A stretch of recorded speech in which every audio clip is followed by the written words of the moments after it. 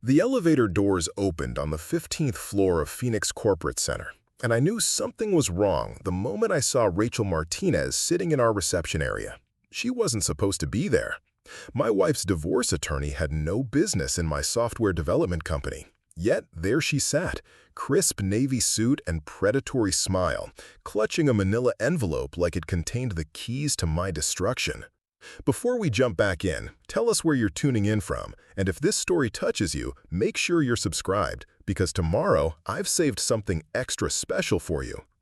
Marcus Chen, she called out as I approached, her voice carrying that particular satisfaction lawyers get when they think they're about to ruin someone's day. I have something for you.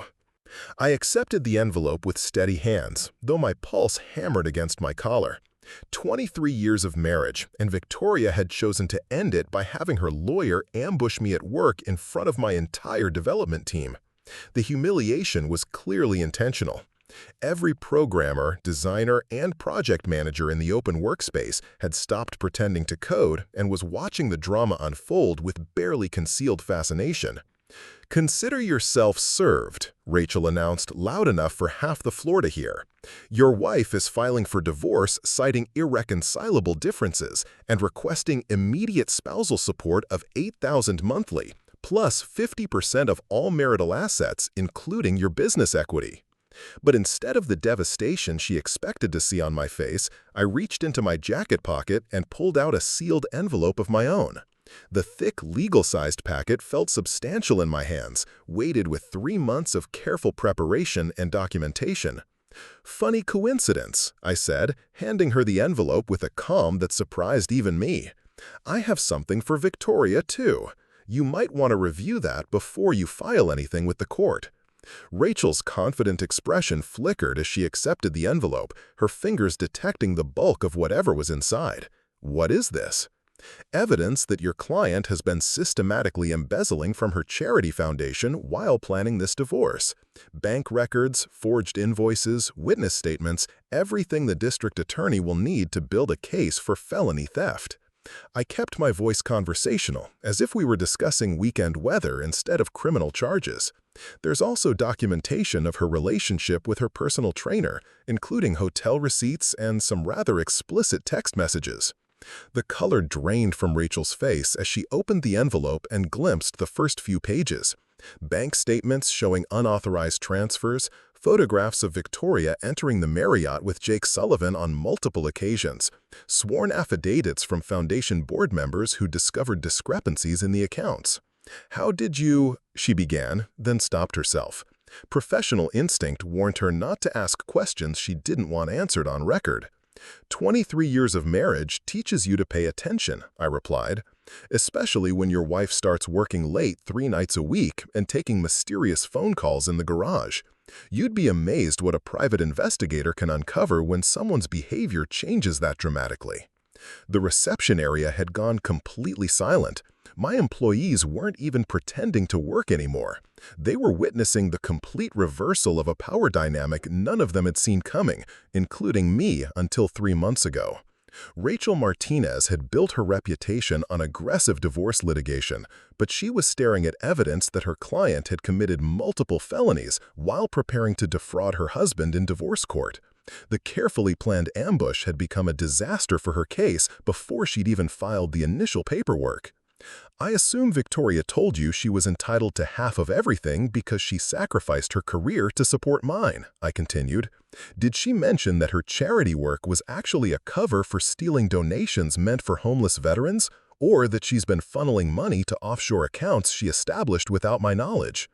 Rachel's hands shook slightly as she flipped through bank statements showing Victoria's unauthorized access to the Children's Hope Foundation accounts, transferring funds to personal accounts in the Cayman Islands. The paper trail was meticulous, devastating, and completely legal to obtain since Victoria had been careless enough to use our home computer for her financial transactions. The morning had started normally enough. I'd arrived at Phoenix Corporate Center at 7:30, the same time I'd been arriving for 12 years since founding Apex Solutions. My software company occupied 2 floors of the downtown Seattle high-rise, employing 47 people in developing enterprise management systems for mid-sized businesses. We'd grown from a 3-person startup in my garage to a multi-million-dollar operation, and I'd never once doubted that Victoria had been proud of what we'd built together. The first hint that something was wrong came at 9:15 when my assistant Jennifer knocked on my office door with unusual hesitation. "Marcus, there's an attorney in reception asking to see you. She says it's personal, not business-related." Jennifer had worked for me for 8 years. She knew every lawyer we dealt with professionally, handled all our contract negotiations and intellectual property filings. If she didn't recognize the attorney, it meant the visit was about something else entirely. "Did she give you a card or explain what she wants?" "Rachel Martinez from Martinez and Associates. She just said she needed to serve you with some papers." Jennifer's expression conveyed the sympathy of someone who'd seen enough legal dramas to know what papers getting served usually meant. I'd been expecting this moment for 3 months, ever since I'd discovered Victoria's secret financial activities and realized our marriage was built on lies more elaborate than I'd ever imagined.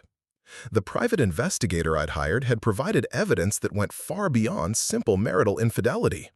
Victoria wasn't just cheating on our marriage, she was systematically stealing from the charity she'd managed for 6 years, while positioning herself to claim half of everything I'd worked to build. The elevator ride down to the reception area felt like descending into battle. But I carried the confidence of a general who'd spent months preparing for war while his enemies assumed he was blind to their strategy. Victoria thought she was ambushing an unsuspecting husband with a devastating legal strike. She had no idea I'd been documenting her crimes since January. Rachel Martinez sat in the reception area's leather chair like she owned the place, projecting the aggressive confidence that had made her one of Seattle's most expensive divorce attorneys. Her reputation for scorched-earth litigation tactics had earned her both notoriety and success rates that justified her $1,000 hourly fees. Wealthy spouses hired Rachel when they wanted to destroy their partners financially and emotionally. Victoria had chosen her weapon well, but she'd underestimated her target completely. "Mr. Chen." Rachel stood as I approached, her smile carrying the satisfaction of a predator who believed she was about to deliver a killing blow. "I represent your wife, Victoria, in divorce proceedings. I have papers to serve you." The manila envelope felt heavier than it should have, weighted with Victoria's hopes of financial revenge and social humiliation. Around us, the office buzz had quieted as employees sensed drama unfolding. Victoria had timed this perfectly for maximum embarrassment, ensuring that my business colleagues and employees would witness my public humiliation. But as I accepted the divorce papers, I reached into my jacket and withdrew my own envelope, the product of 3 months of careful investigation and strategic planning. Victoria's attempted ambush was about to become her complete destruction. "Interesting timing," I said, handing Rachel the counter envelope with steady hands. "I have something for Victoria, too. Court documents she's going to find very educational." Rachel's confident expression wavered as she felt the weight of my response. The envelope contained bank records, witness statements, photographic evidence, and sworn affidavits that would turn her client from divorce plaintiff into criminal defendant. "What exactly are you giving me?" she asked, professional caution replacing her earlier aggression. "Evidence that Victoria has been embezzling from the Children's Hope Foundation for 2 years while planning this divorce. Also documentation of her extramarital relationship with Jake Sullivan, including hotel records and some very explicit communications." I kept my voice level, conversational. "There's also proof that she established offshore accounts without my knowledge and has been transferring marital assets illegally." The transformation in Rachel's demeanor was immediate and dramatic. The aggressive divorce attorney suddenly looked like someone who'd walked into a trap she'd never seen coming. Her hands shook slightly as she opened my envelope and glimpsed the first few pages of evidence. Bank statements showing unauthorized transfers from the charity accounts to personal accounts in Victoria's name. Photographs of Victoria and Jake entering the downtown Marriott on 7 different occasions over the past 4 months. Text message transcripts that left no doubt about the nature of their relationship or Victoria's plans for our marriage. "How long have you known?" Rachel asked, quietly, her legal mind immediately calculating the implications for her client's case. 3 months, long enough to document everything thoroughly and legally. I gestured toward the envelope in her hands. Long enough to realize that Victoria's request for spousal support is going to be complicated by her pending felony charges. The reception area had fallen completely silent. Every employee within earshot was witnessing the complete reversal of what they'd expected to be my public humiliation. Instead, Victoria's carefully planned ambush had become her own destruction. I assume Victoria painted herself as the devoted wife who sacrificed her career to support my business success, I continued. Did she mention that her charity work was actually a cover for stealing donations meant for homeless veterans? Or that she's been systematically draining on joint accounts to fund her affair and her escape plan? Rachel Martinez had built her career on aggressive divorce tactics, but she was holding evidence that her client had committed multiple felonies while preparing to defraud her husband. The divorce case she'd expected to win easily had just become a criminal defense nightmare. The story of how I'd discovered Victoria's betrayal began 3 months earlier on a Tuesday evening in January when I'd come home early from a client meeting that had been canceled at the last minute. Victoria's car was in the garage, but the house felt empty in a way that had nothing to do with physical presence. I'd found her in her home office, supposedly working on grant applications for the Children's Hope Foundation, the nonprofit organization she'd managed since 2018. The charity provided support services for homeless veterans in the Seattle area, work that had given Victoria a sense of purpose and community respect that seemed to fulfill her in ways my business success never had. But something was different about her behavior that evening. The way she'd quickly minimized her computer screen when I entered the room. The defensive tension in her voice when she explained she was working on budget projections. The stack of bank statements she'd shuffled together and locked in her desk drawer. Victoria had been the family bookkeeper for 23 years, handling our personal finances with meticulous attention to detail. She'd never been secretive about financial matters before. Her sudden privacy about money management felt like a warning signal I couldn't ignore. The next morning, after Victoria left for her regular Wednesday meeting with the Foundation's board of directors, I'd used her computer to review our joint account activity. What I'd found had shattered 23 years of trust and sent me down a rabbit hole of deception that had been growing for months. Unauthorized transfers from our savings account to accounts I'd never seen before. Cash withdrawals in amounts that didn't correspond to any household expenses Victoria had mentioned. Credit card charges for hotels, restaurants, and purchases that had nothing to do with our normal spending patterns.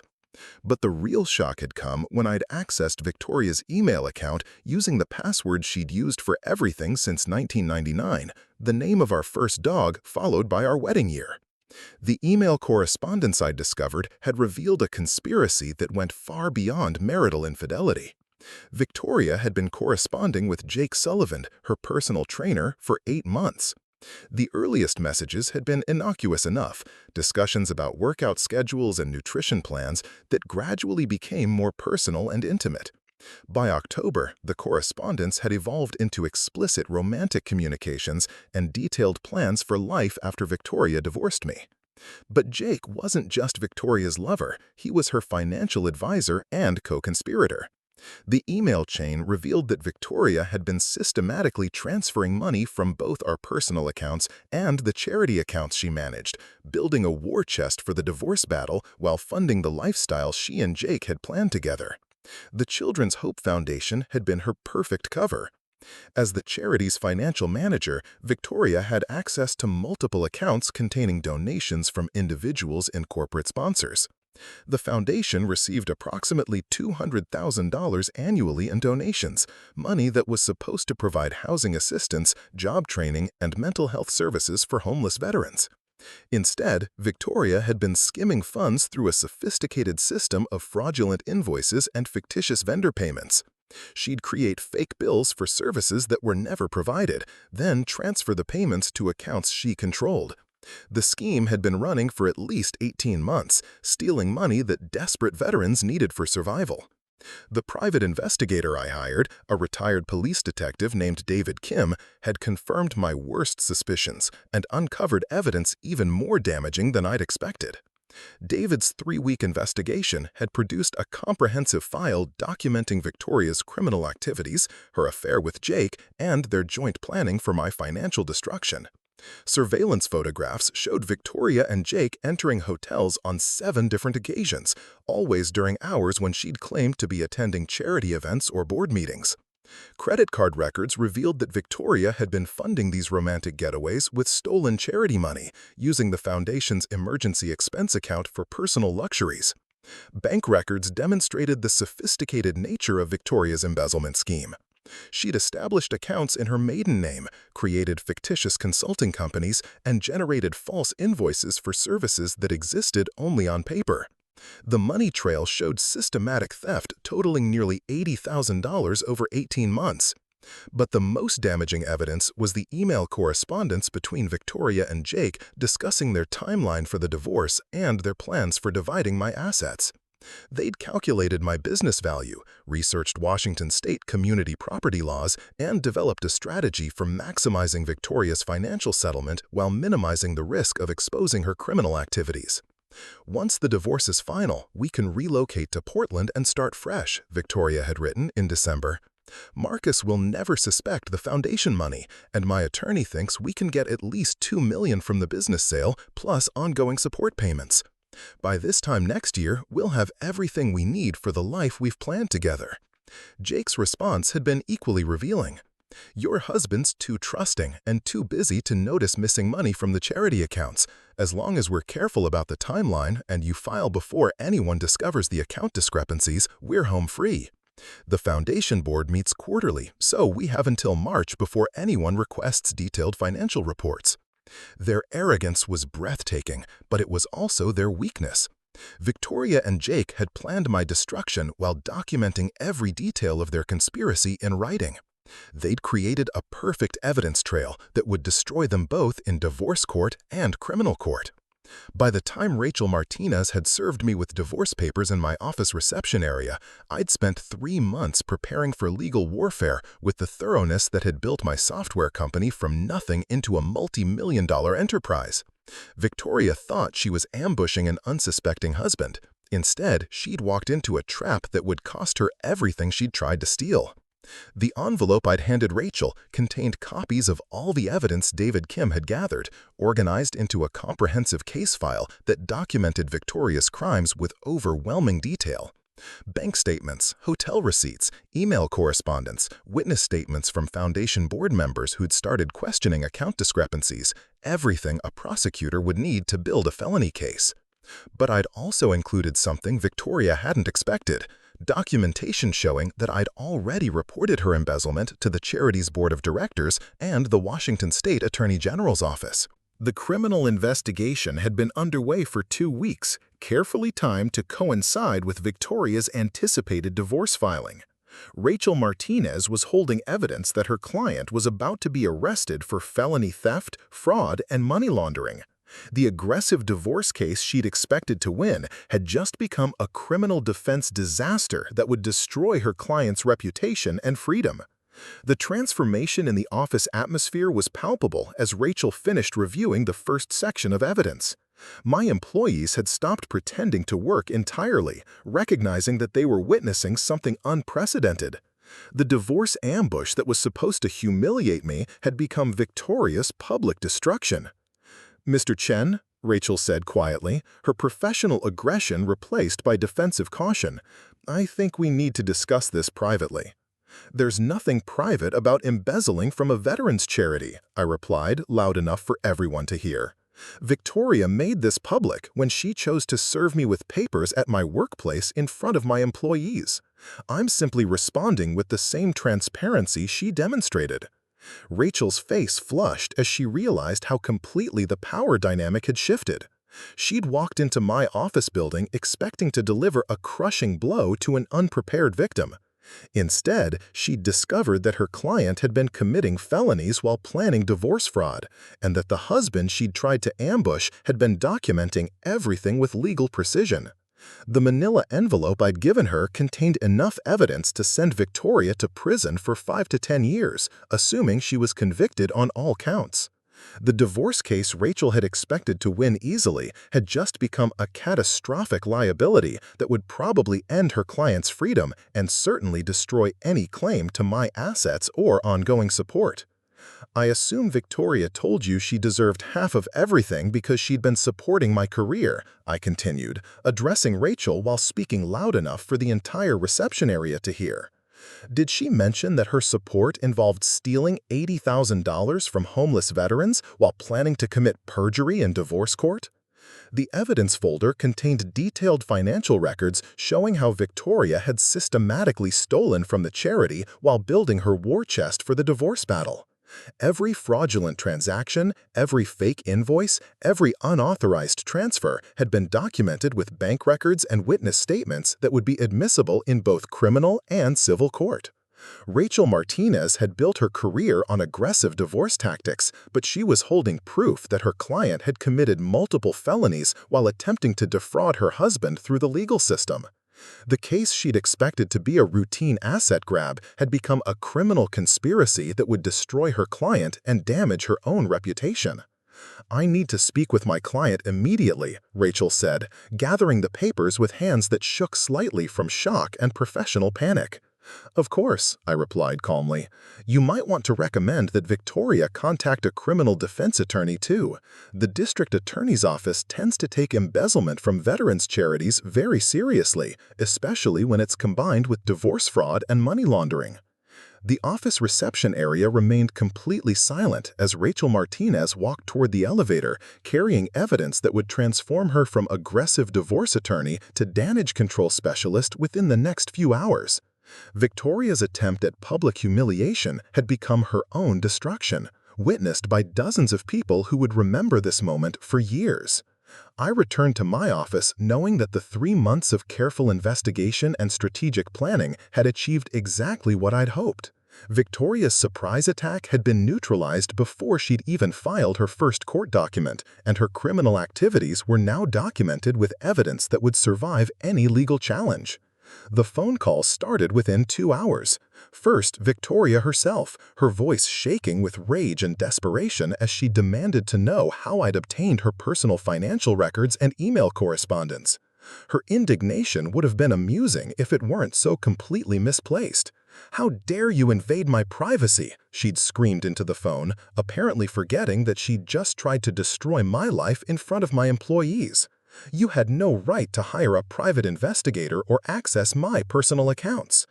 I had every right to investigate suspicious financial activity in accounts I'm legally responsible for, including the joint accounts you've been draining and the charity accounts you've been embezzling from.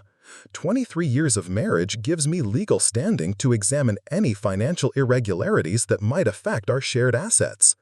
The second call came from Jake Sullivan, Victoria's personal trainer and co-conspirator, his voice carrying the panic of a man who just realized his elaborate scheme was collapsing around him.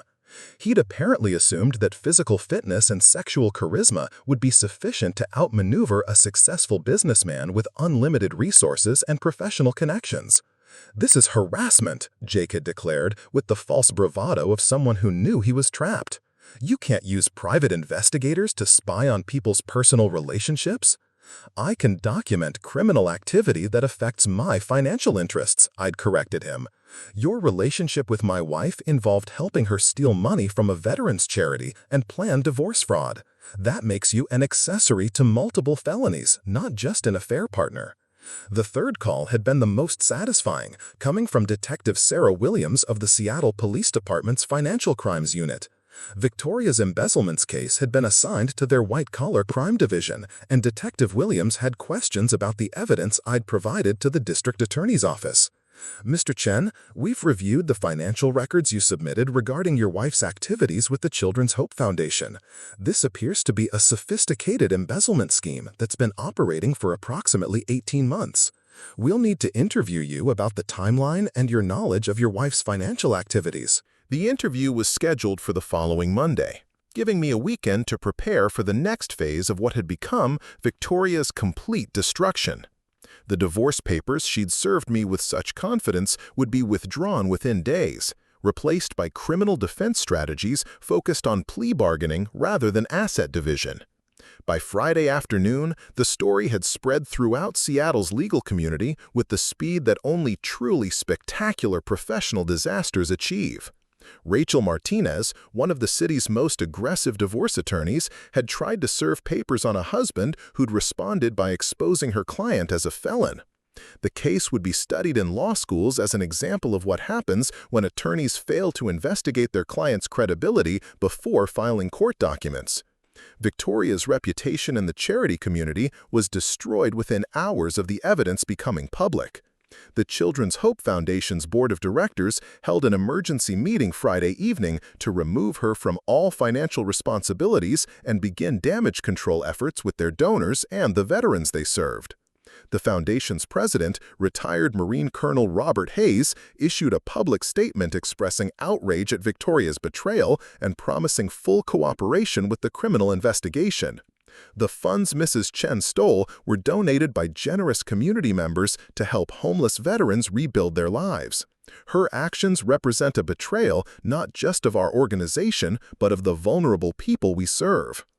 Local news outlets picked up the story over the weekend, fascinated by the dramatic reversal of what had appeared to be a routine divorce case. Charity manager charged with embezzlement after husband exposes fraud during divorce proceedings became the headline that would define Victoria's legacy in Seattle's nonprofit community.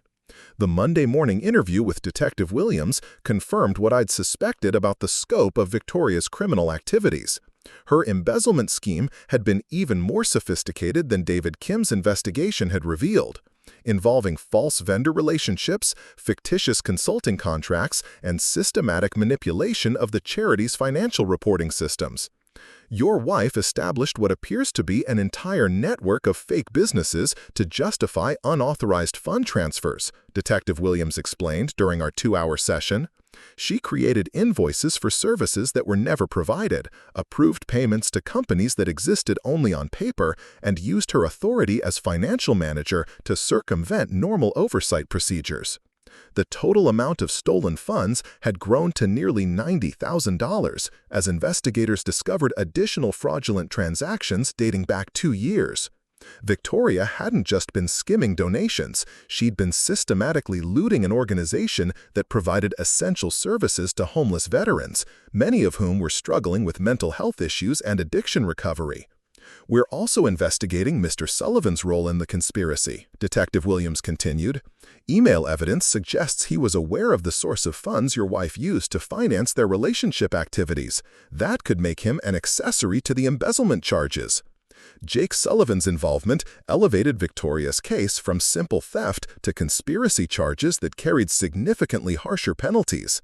His knowledge of the embezzlement scheme and his participation in spending stolen charity money made him legally complicit in Victoria's crimes. The criminal charges were formally filed Wednesday morning, exactly 1 week after Rachel Martinez had tried to ambush me with divorce papers. Victoria was arrested at her apartment in front of neighbors who'd respected her for years as a dedicated charity volunteer. The woman who'd planned to destroy my reputation was led away in handcuffs, her own reputation destroyed beyond any possibility of recovery. Jake Sullivan was arrested the same morning at the fitness center where he worked as a personal trainer. His employer immediately terminated his contract, and the gym's management issued a statement distancing themselves from his criminal activities. The man who'd helped Victoria plan my financial ruin was now facing felony charges that would destroy his career and freedom. Rachel Martinez withdrew from what remained of the divorce case within hours of Victoria's arrest, citing conflicts of interest and professional ethics concerns. No reputable divorce attorney would represent a client facing felony charges for financial crimes committed during marriage, especially when those crimes were discovered through the legal process itself. The divorce papers that Victoria had served with such confidence were never formally filed. Her arrest made any claims about my financial abuse or her need for spousal support completely untenable. A woman who'd been stealing from homeless veterans while planning to commit perjury in divorce court had no credibility in family court or any other legal venue. Victoria's criminal defense attorney, retained with funds from the emergency account her parents had established, immediately began plea bargain negotiations. The evidence against her was overwhelming, documented with the thoroughness that had built my software company from a garage startup to a multi-million-dollar enterprise. Bank records, witness statements, surveillance photographs, email correspondence, and forensic accounting reports created an airtight case that no jury would have difficulty understanding. Victoria had stolen money from homeless veterans to finance an extramarital affair while planning to defraud her husband through the legal system. The facts were clear, documented, and completely indefensible. The plea agreement Victoria eventually accepted reflected the severity of her crimes and the strength of the evidence against her. 18 months in federal prison for embezzlement, restitution of $93,000 to the Children's Hope Foundation, 5 years of supervised probation, and permanent prohibition from managing charitable organization finances. Jake Sullivan received a lighter sentence as a cooperating witness, but his career as a personal trainer was permanently destroyed. The man who'd helped Victoria plan our financial destruction was now working night shifts at a warehouse, his dreams of easy money replaced by the reality of criminal conviction and professional ruin. The Children's Hope Foundation survived Victoria's betrayal thanks to an outpouring of community support and emergency donations from local businesses. Colonel Hayes managed to rebuild the organization's reputation and restore trust with donors, but the damage to programs serving homeless veterans took months to repair. My own reputation emerged stronger than before. The business community's response to Victoria's attack on me had been overwhelmingly supportive, translating into new contracts and partnerships that more than compensated for any temporary embarrassment. The story of how I'd turned her ambush into her destruction became legendary in Seattle's entrepreneurial circles. The divorce was finalized 6 months later, through uncontested proceedings that granted me everything Victoria had tried to steal. Her criminal conviction eliminated any claim to spousal support or asset division, and her legal fees consumed what remained of her personal resources. Victoria's criminal defense attorney, retained with funds from the emergency account her parents had established, immediately began plea bargain negotiations. The evidence against her was overwhelming, documented with the thoroughness that had built my software company from a garage startup to a multi-million-dollar enterprise. Bank records, witness statements, surveillance photographs, email correspondence, and forensic accounting reports created an airtight case that no jury would have difficulty understanding. Victoria had stolen money from homeless veterans to finance an extramarital affair while planning to defraud her husband through the legal system. The facts were clear, documented, and completely indefensible. The plea agreement Victoria eventually accepted reflected the severity of her crimes and the strength of the evidence against her. 18 months in federal prison for embezzlement, restitution of $93,000 to the Children's Hope Foundation, 5 years of supervised probation, and permanent prohibition from managing charitable organization finances. Jake Sullivan received a lighter sentence as a cooperating witness, but his career as a personal trainer was permanently destroyed. The man who'd helped Victoria plan our financial destruction was now working night shifts at a warehouse, his dreams of easy money replaced by the reality of criminal conviction and professional ruin. The Children's Hope Foundation survived Victoria's betrayal thanks to an outpouring of community support and emergency donations from local businesses. Colonel Hayes managed to rebuild the organization's reputation and restore trust with donors, but the damage to programs serving homeless veterans took months to repair. My own reputation emerged stronger than before. The business community's response to Victoria's attack on me had been overwhelmingly supportive, translating into new contracts and partnerships that more than compensated for any temporary embarrassment. The story of how I'd turned her ambush into her destruction became legendary in Seattle's entrepreneurial circles. The divorce was finalized 6 months later, through uncontested proceedings that granted me everything Victoria had tried to steal. Her criminal conviction eliminated any claim to spousal support or asset division, and her legal fees consumed what remained of her personal resources. Preparing and narrating this story took us a lot of time, so if you are enjoying it, subscribe to our channel. It means a lot to us. Now, back to the story. I kept the house, the business, the investment accounts, and the respect of a community that had witnessed Victoria's spectacular self-destruction. The woman who'd spent 2 years planning my ruin was now serving time in federal prison while I continued building the software company that had always been my true passion. The envelope I'd handed Rachel Martinez that Tuesday morning had contained more than evidence of Victoria's crimes. It had contained proof that careful preparation and patient investigation could defeat even the most elaborate conspiracy, especially when the conspirators underestimated their target's intelligence and resources. Victoria had thought she was playing chess with someone who didn't know the rules. She'd discovered too late that I understood the game better than she'd ever imagined, and that her elaborate scheme contained the seeds of its own destruction. The divorce papers she'd served with such confidence had become the instrument of her complete downfall. The morning she'd tried to destroy my life in front of my employees had become the day I'd handed her the evidence that would send her to prison. The ambush she'd planned so carefully had become her own trap, sprung with precision timing that turned her moment of triumph into her final defeat. Sometimes, the best revenge is simply allowing your enemies to destroy themselves while you document their every mistake. Victoria had spent 2 years creating the evidence that would convict her, and I'd spent 3 months organizing it into a package that no court could ignore.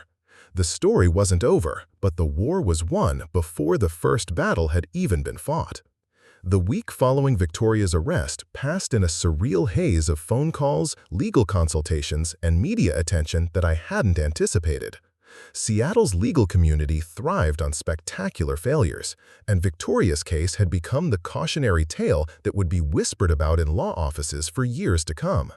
A charity manager arrested for embezzlement after her husband exposed her crimes during divorce proceedings was the kind of story that made lawyers double-check their clients' credibility before filing court documents. My office had become a fortress of normalcy amid the chaos. Jennifer fielded dozens of calls from reporters, curious attorneys, and potential clients who'd heard about the case through Seattle's professional grapevine. The story of how I'd turned Victoria's ambush into her destruction had spread beyond legal circles into the broader business community, where entrepreneurs appreciated strategic thinking and thorough preparation.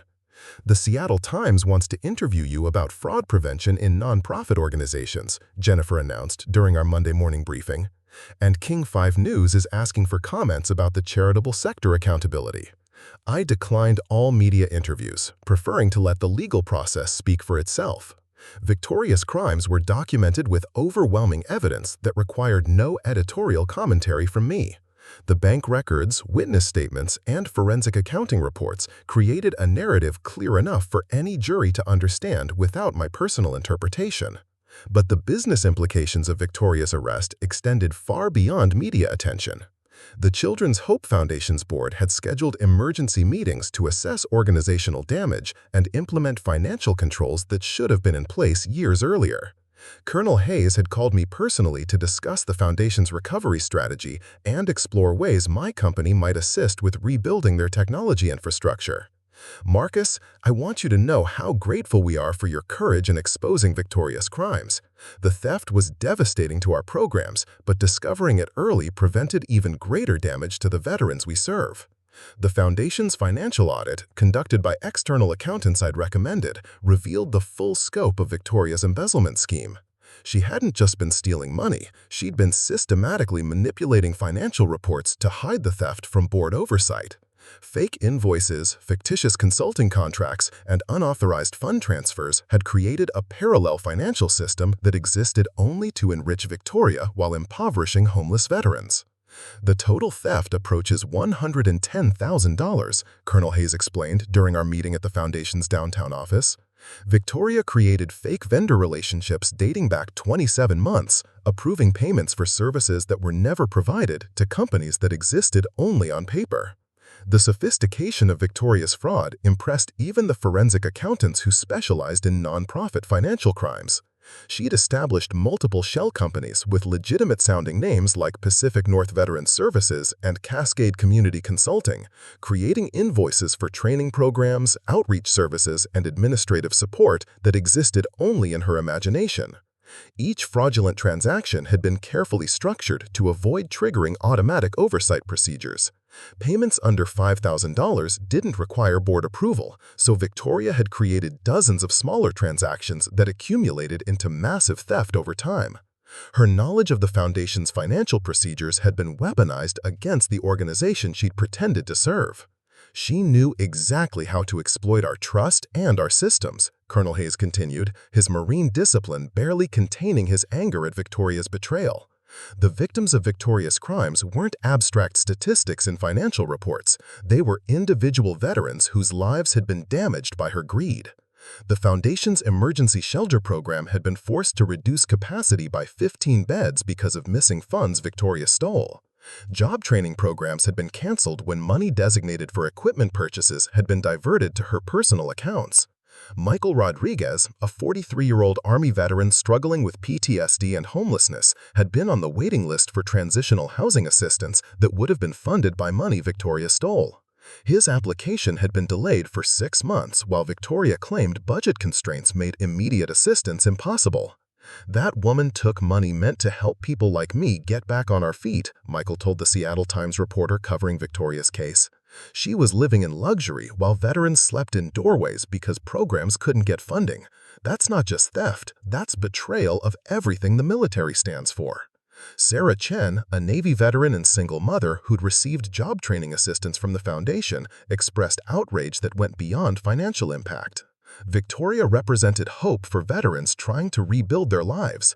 Finding out she was stealing from us while pretending to care about our success feels like being betrayed by family. The emotional damage Victoria had inflicted on vulnerable veterans added moral weight to criminal charges that were already overwhelming. Her crimes weren't just financial transactions, they were betrayals of trust that had damaged people's faith in charitable organizations and delayed critical assistance for individuals facing homelessness and unemployment.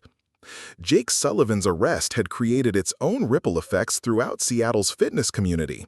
The Olympic Athletic Club, where Jake had worked as a personal trainer for 3 years, immediately terminated his employment and banned him from the premises. His clients, many of whom were prominent professionals and business executives, discovered that their fitness instructor had been financing his lifestyle with money stolen from homeless veterans. Jake presented himself as someone committed to helping people improve their health and quality of life, said Rachel Martinez, a corporate attorney who'd worked with Jake for 18 months. "Learning that he was involved in stealing from veterans while charging us premium fees for training sessions makes me question everything about his character and professionalism." The fitness center's management issued a public statement distancing themselves from Jake's criminal activities and offering refunds to clients who felt misled about their trainer's integrity. Olympic Athletic Club maintains the highest standards of professional conduct among our staff. Mr. Sullivan's alleged criminal activities are completely contrary to our values and commitment to serving our membership with integrity. Jake's role in Victoria's conspiracy had been more extensive than initially apparent. Email evidence revealed that he'd helped Victoria research offshore banking procedures, identify legal vulnerabilities in charitable organization oversight, and develop strategies for avoiding detection during the embezzlement scheme. His knowledge of financial planning, acquired through personal trainer certification courses that covered business management, had been perverted into criminal consultation services. Sullivan provided advice about structuring transactions to avoid triggering audit procedures, Detective Williams explained during my follow-up interview. He researched banking regulations, helped establish fake vendor relationships, and even suggested timing strategies for maximizing theft while minimizing detection risk. Jake's involvement elevated Victoria's case from individual embezzlement to conspiracy charges that carried significantly harsher penalties. His participation in planning the crimes, his knowledge of the stolen money's source, and his direct benefit from Victoria's theft made him legally culpable for the entire criminal enterprise. The conspiracy charges also complicated Jake's plea bargain negotiations. His attorney, a public defender overwhelmed by the evidence against his client, had little leverage for reducing charges or sentences. The email correspondence between Jake and Victoria documented months of criminal planning that no jury would have difficulty understanding or condemning.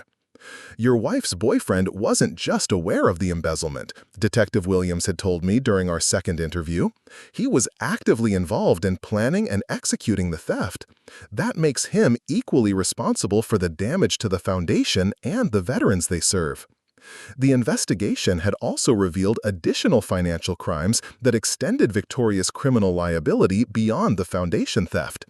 She'd been using stolen charity money to fund investments in cryptocurrency and precious metals, attempting to hide assets from potential discovery during divorce proceedings.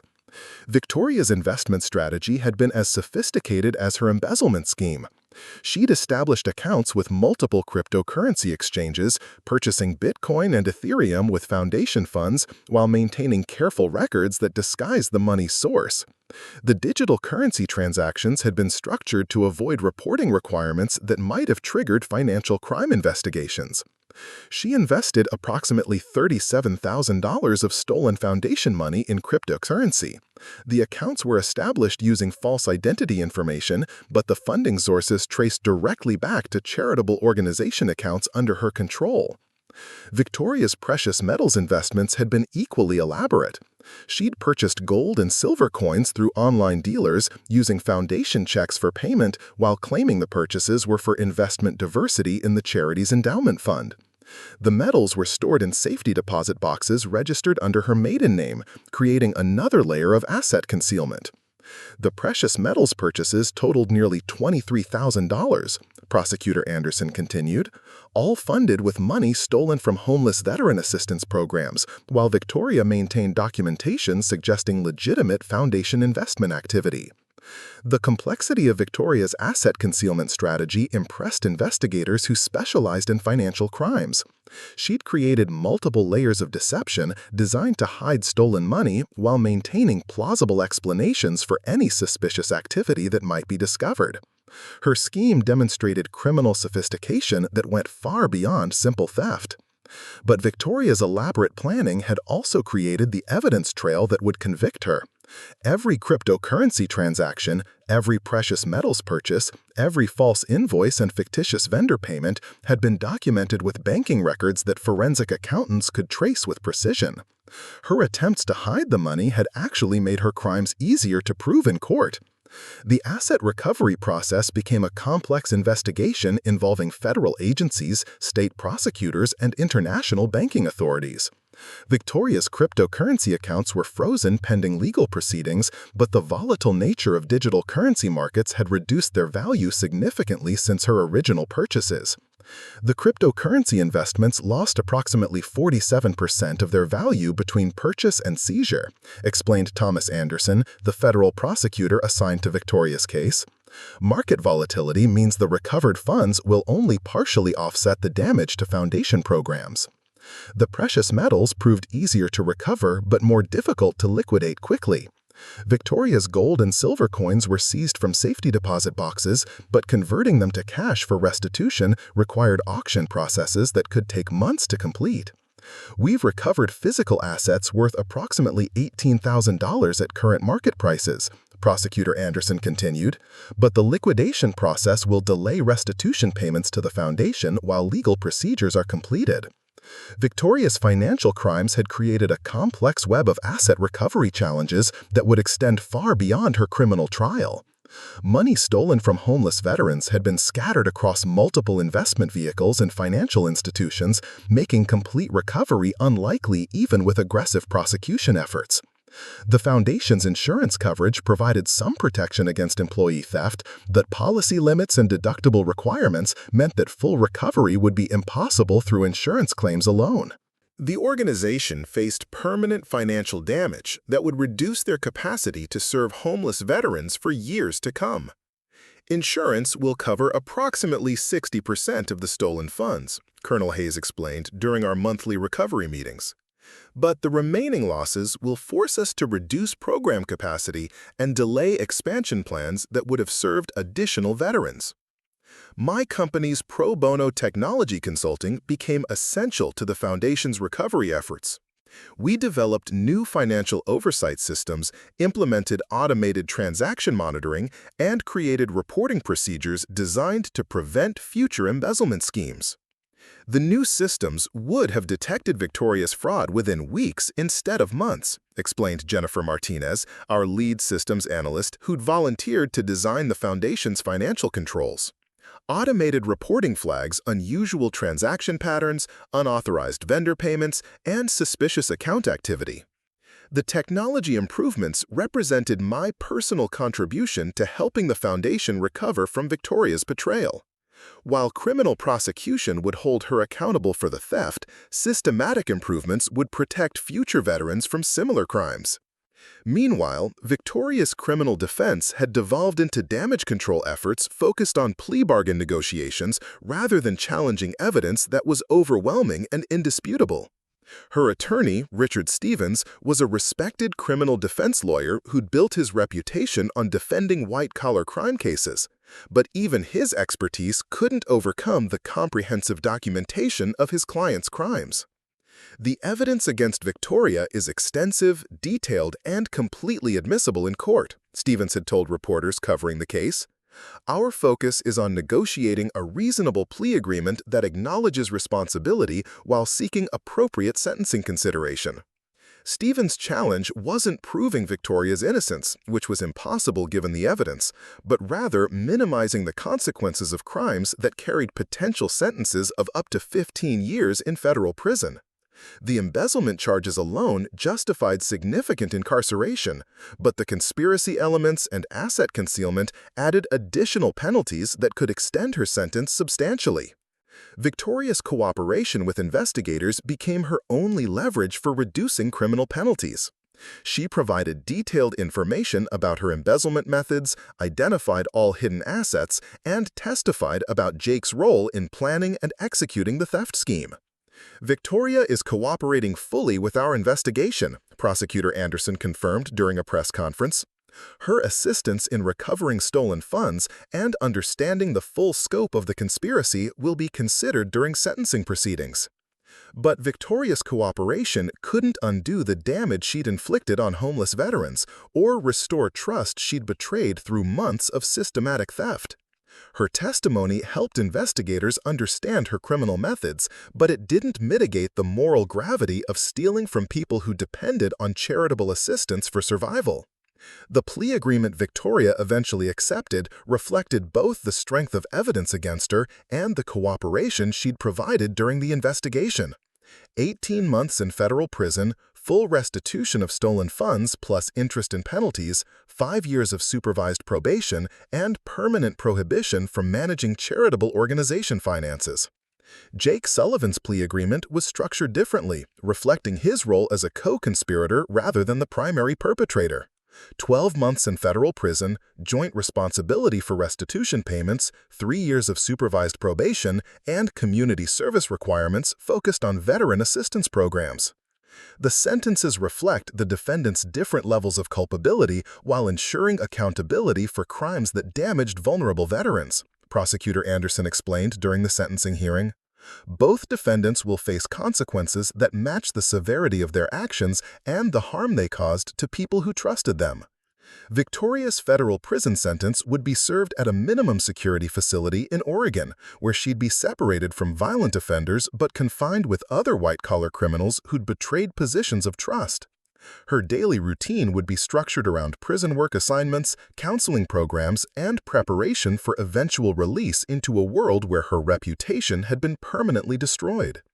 Jake's sentence included specialized programming focused on understanding the impact of financial crimes on vulnerable populations. His community service requirement specified work with homeless veteran organizations, ensuring that he'd directly confront the consequences of his criminal choices while providing labor that might partially offset the damage he'd caused. The criminal proceedings concluded with victim impact statements from veterans who'd been harmed by Victoria's theft. Their testimony provided emotional context for crimes that might otherwise be viewed as abstract financial transactions between institutions and individuals. Michael Rodriguez, the Army veteran whose transitional housing assistance had been delayed by Victoria's theft, delivered the most powerful statement during the sentencing hearing. Victoria didn't just steal money from a charity, he told Judge Patricia Morrison. She stole hope from veterans who were counting on assistance to rebuild their lives after serving their country. Sarah Chen, the Navy veteran and single mother, described how Victoria's crimes had damaged trust between veterans and charitable organizations. Every veteran who seeks assistance now wonders whether the people helping us are genuine or whether they're using our problems to enrich themselves. Victoria's betrayal poisoned relationships that took years to build. Colonel Hayes provided institutional perspective on the damage Victoria had inflicted through months of systematic theft. The Children's Hope Foundation serves veterans who've already been betrayed by circumstances, addiction, mental health challenges, and economic systems that failed them. Victoria's theft added another layer of betrayal that some veterans may never overcome.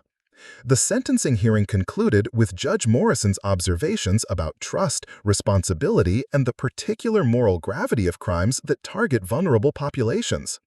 Ms. Chen held a position of trust that gave her access to funds donated specifically to help homeless veterans. Her systematic theft of those funds represents not just financial crime, but moral betrayal of people who depended on her integrity. Victoria showed no emotion during the sentencing, maintaining the composed demeanor she'd projected throughout the legal proceedings.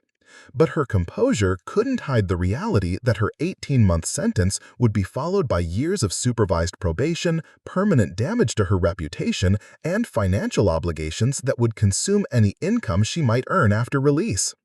Jake's sentence produced visible emotional response, tears and expressions of remorse that seemed genuine but couldn't undo the damage his actions had caused. His 12-month sentence reflected cooperation with investigators and secondary role in the conspiracy. But it also ensured that he'd face consequences meaningful enough to deter future criminal choices. The legal proceedings were concluded, but the broader implications of Victoria's case continued reverberating throughout Seattle's nonprofit community. Charitable organizations implemented new oversight procedures, background investigation requirements, and financial controls designed to prevent similar embezzlement schemes.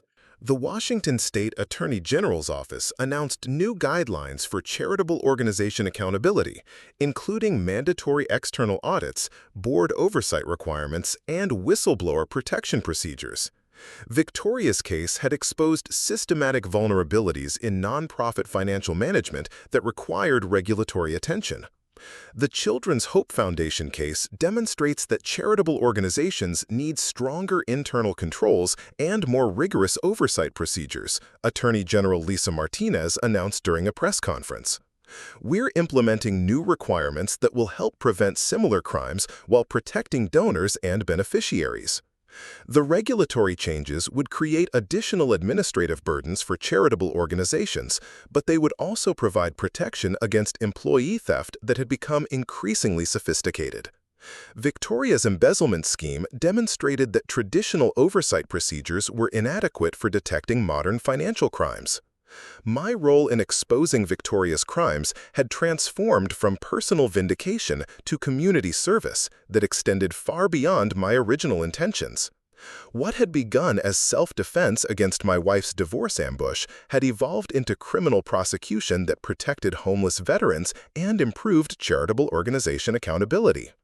The software development expertise that had built my company became a tool for helping nonprofit organizations implement financial controls that could prevent future embezzlement schemes.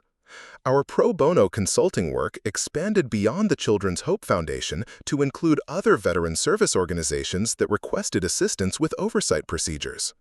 Marcus Chen's technical expertise and commitment to accountability have helped multiple organizations improve their financial management, Colonel Hayes told the Seattle Business Journal. His contribution to the nonprofit community extends far beyond exposing his wife's crimes. The business implications of Victoria's case had been entirely positive for my company's reputation and growth. Seattle's professional community had rallied around my response to Victoria's attack, translating support into new contracts and partnership opportunities that more than compensated for any temporary embarrassment. Apex Solutions had received inquiries from companies throughout the Pacific Northwest seeking software development services from a firm whose integrity had been demonstrated under extreme pressure. Victoria's attempt to destroy my professional reputation had actually enhanced it by proving that I could handle crisis situations with strategic thinking and ethical behavior.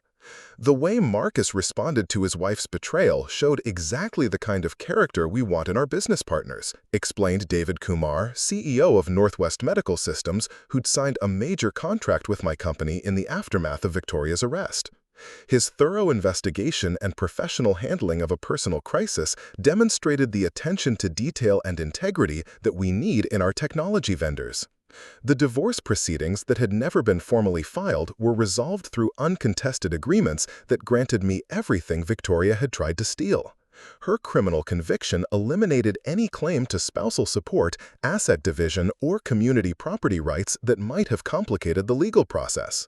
Victoria's attempt to claim half of my business assets had become irrelevant when her embezzlement conviction made any financial claims legally impossible. A woman who'd been stealing from homeless veterans while planning to commit perjury in divorce court had no standing to demand financial support from the husband she'd tried to defraud. The house that Victoria had planned to claim as community property became mine without legal challenge.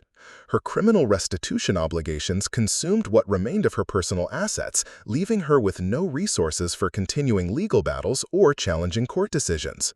Victoria waived all claims to marital property as part of her plea agreement, explained my attorney, James Morrison. Her criminal conviction makes any dispute about asset division legally impossible and practically pointless.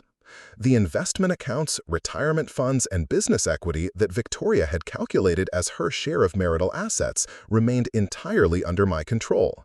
Her elaborate planning for financial revenge had resulted in complete forfeiture of any claim to wealth accumulated during our 23 years of marriage. Victoria's personal belongings were collected from our house by her sister, who'd driven from Portland to retrieve clothes, jewelry, and sentimental items that represented the only possessions Victoria would retain after her criminal conviction. The scene was surreal, watching someone pack up the remnants of a life that had been destroyed by greed and betrayal. "Victoria wanted me to tell you that she's sorry," her sister Linda had said during the awkward conversation in our living room. "She knows she made terrible choices and hurt a lot of people."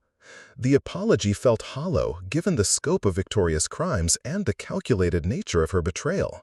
Someone who'd spent months systematically stealing from homeless veterans while planning divorce fraud hadn't made impulsive mistakes. They'd made deliberate choices that revealed fundamental character defects.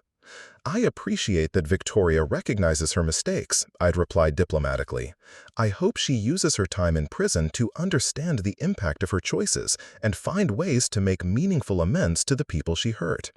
Linda's expression suggested she understood the inadequacy of secondhand apologies for crimes that had damaged so many lives.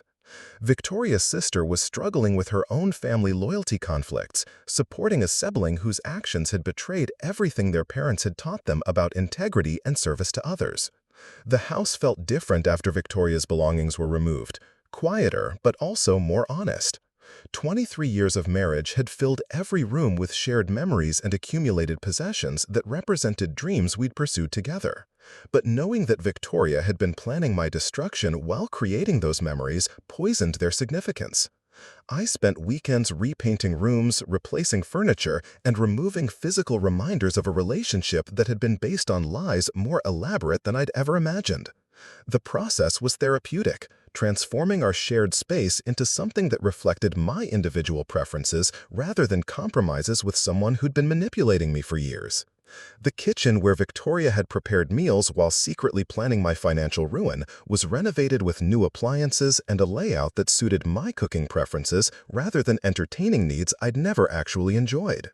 The dining room where we'd hosted dinner parties with guests who'd respected Victoria's charity work was converted into a home office where I could work on software projects without being reminded of her deception.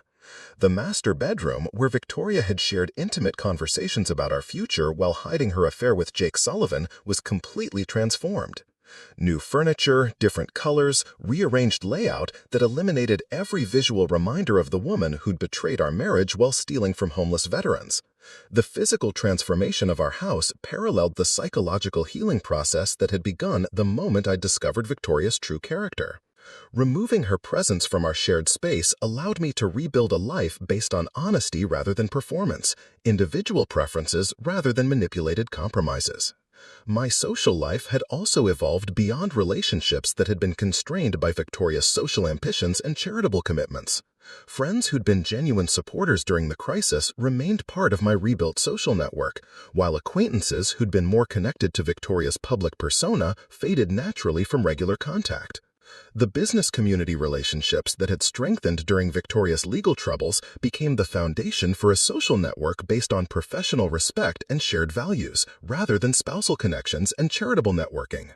The business implications of Victoria's case had been entirely positive for my company's reputation and growth. Seattle's professional community had rallied around my response to Victoria's attack, translating support into new contracts and partnership opportunities that more than compensated for any temporary embarrassment. Apex Solutions had received inquiries from companies throughout the Pacific Northwest seeking software development services from a firm whose integrity had been demonstrated under extreme pressure. Victoria's attempt to destroy my professional reputation had actually enhanced it by proving that I could handle crisis situations with strategic thinking and ethical behavior. The way Marcus responded to his wife's betrayal showed exactly the kind of character we want in our business partners, explained David Kumar, CEO of Northwest Medical Systems, who'd signed a major contract with my company in the aftermath of Victoria's arrest.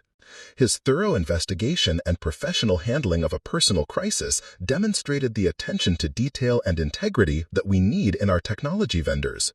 The divorce proceedings that had never been formally filed were resolved through uncontested agreements that granted me everything Victoria had tried to steal. Her criminal conviction eliminated any claim to spousal support, asset division, or community property rights that might have complicated the legal process. Victoria's attempt to claim half of my business assets had become irrelevant when her embezzlement conviction made any financial claims legally impossible. A woman who'd been stealing from homeless veterans while planning to commit perjury in divorce court had no standing to demand financial support from the husband she'd tried to defraud. The house that Victoria had planned to claim as community property became mine without legal challenge. Her criminal restitution obligations consumed what remained of her personal assets, leaving her with no resources for continuing legal battles or challenging court decisions. Victoria waived all claims to marital property as part of her plea agreement, explained my attorney, James Morrison. Her criminal conviction makes any dispute about asset division legally impossible and practically pointless. The investment accounts, retirement funds, and business equity that Victoria had calculated as her share of marital assets remained entirely under my control. Her elaborate planning for financial revenge had resulted in complete forfeiture of every claim to wealth accumulated during our 23 years of marriage. Victoria's personal belongings were collected from our house by her sister, who'd driven from Portland to retrieve clothes, jewelry, and sentimental items that represented the only possessions Victoria would retain after her criminal conviction. The scene was surreal, watching someone pack up the remnants of a life that had been destroyed by greed and betrayal. These relationships felt more authentic and sustainable than the social obligations Victoria had created through her foundation work. Colonel Hayes had become both a business colleague and personal friend whose military background and nonprofit experience provided perspectives that enriched my understanding of service and leadership. Our monthly meetings about foundation technology projects had evolved into broader discussions about community responsibility and business ethics. Your response to Victoria's betrayal demonstrated character that goes beyond business success, Colonel Hayes had told me during one of our regular dinners. The way you handled personal attack while maintaining professional integrity showed the kind of leadership that builds lasting relationships and sustainable success. The foundation's recovery had become a source of personal satisfaction that went beyond vindication or revenge.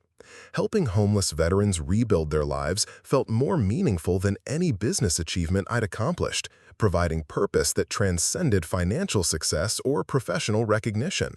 Working with veterans who'd overcome addiction, homelessness, and employment challenges while maintaining dignity and hope had taught me lessons about resilience that no business school curriculum could provide.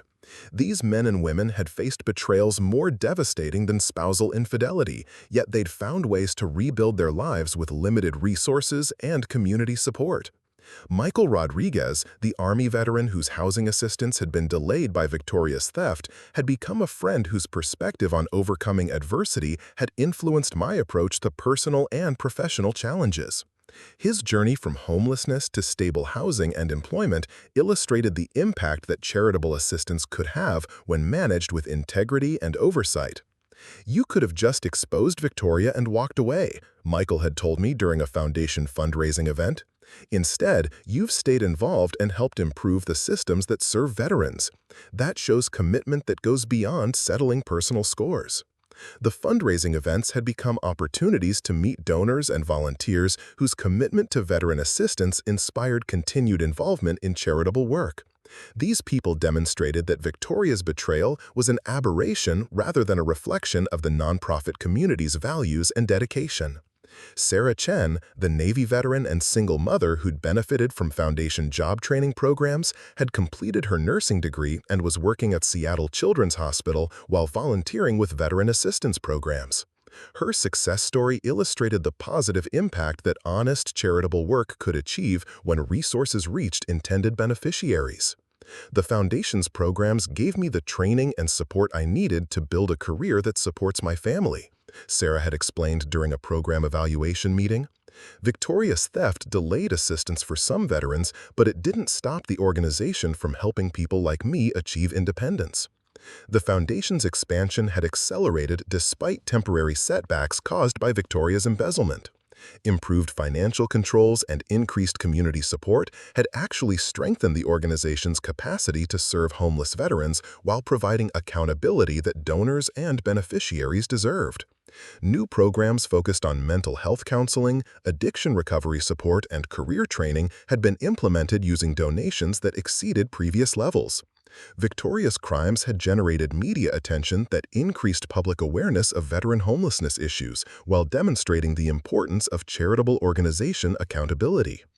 "The Children's Hope Foundation is serving more veterans now than before Victoria's arrest," Colonel Hayes reported during our quarterly review meeting. "Community support has increased because donors trust that their contributions are being managed with integrity and oversight." The technology systems we'd implemented for the foundation had become a template for other nonprofit organizations seeking to improve financial management and accountability procedures. Our consulting work had expanded to include veteran service organizations throughout the Pacific Northwest, creating a regional network of charities with modern oversight capabilities. "The financial management systems you've developed are helping multiple organizations prevent embezzlement while improving program efficiency," explained Patricia Williams, Executive Director of Northwest Veterans Alliance.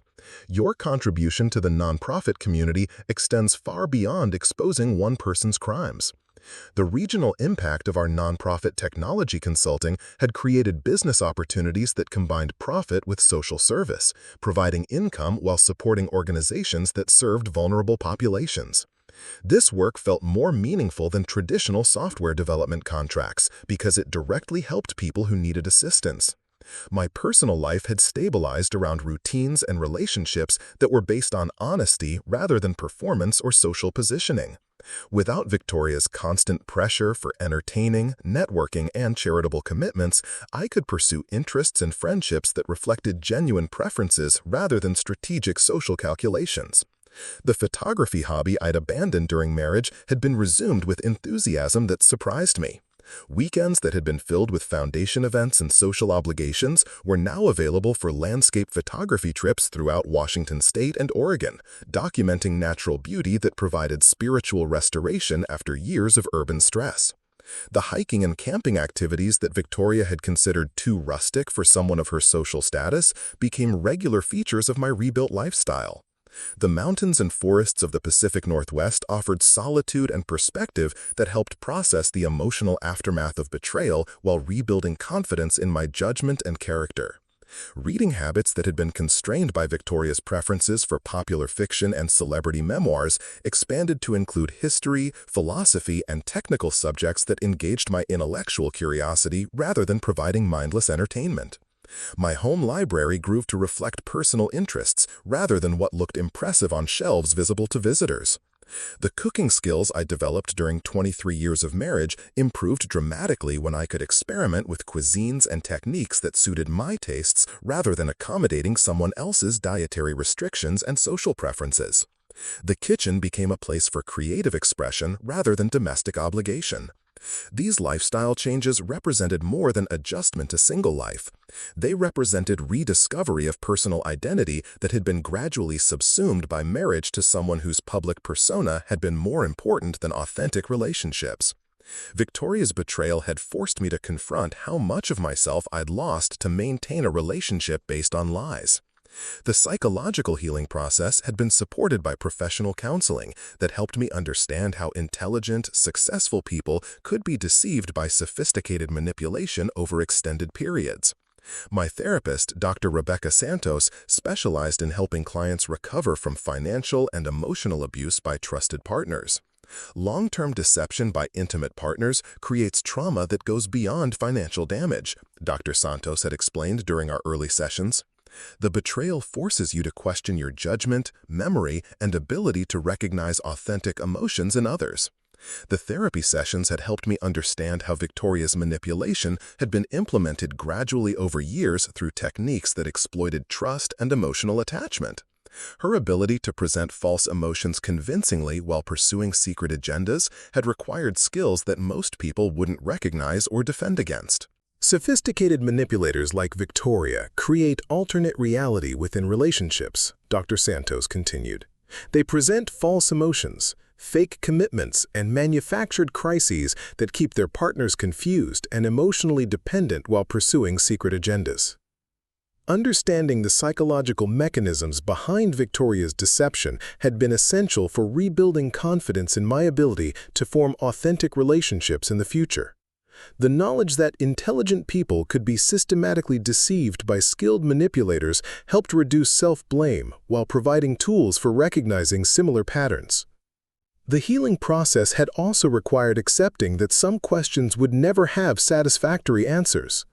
Why Victoria had chosen theft over honest employment, betrayal over divorce negotiation, criminal conspiracy over straightforward asset division remained mysteries that reflected her character rather than logical decision-making. Trying to understand irrational choices made by people with different values and ethics can prevent healing, Dr. Santos had cautioned. Your focus needs to be on rebuilding trust in your own judgment rather than solving the puzzle of Victoria's motivations. The therapy had concluded after 8 months with confidence that I could form healthy relationships while maintaining appropriate caution about financial and emotional boundaries. The experience had been educational rather than traumatic, providing insights that would protect against future manipulation attempts by people whose public personas concealed criminal intentions or exploitative agendas.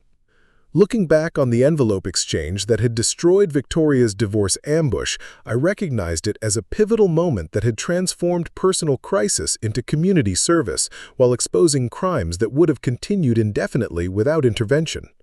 What had begun as self-defense had evolved into prosecution that protected vulnerable veterans and improved charitable organization accountability. The investigation and documentation skills that had built my software company had proven equally effective for uncovering financial crimes and protecting assets from fraudulent legal claims. Victoria had underestimated both my intelligence and my resources, assumptions that had turned her elaborate conspiracy into comprehensive evidence for criminal prosecution. The envelope I'd handed Rachel Martinez that Tuesday morning had contained more than evidence of Victoria's crimes.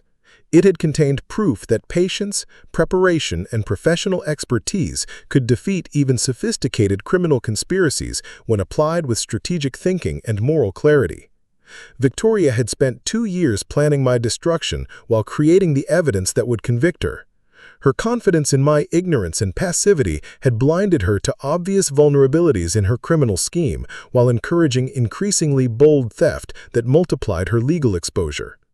The divorce papers she'd served with such theatrical confidence had never been filed because her criminal conviction made any financial claims legally impossible.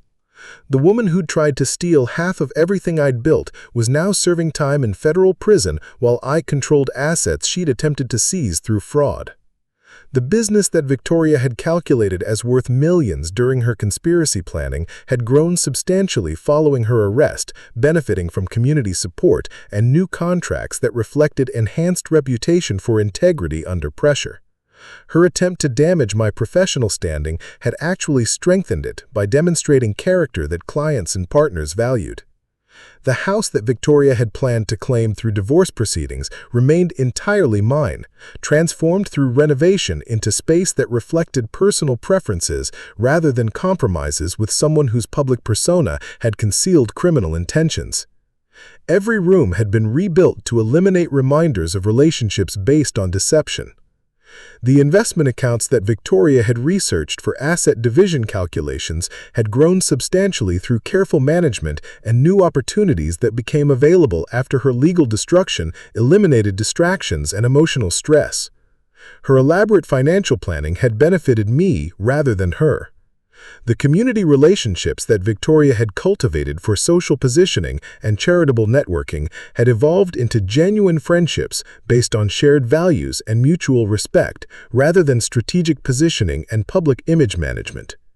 These relationships felt more authentic and sustainable than connections based on her manufactured personality. The criminal justice system had functioned exactly as designed, holding Victoria accountable for crimes that had damaged vulnerable veterans while deterring similar offenses through publicity that made charitable organization embezzlement a high-risk criminal strategy.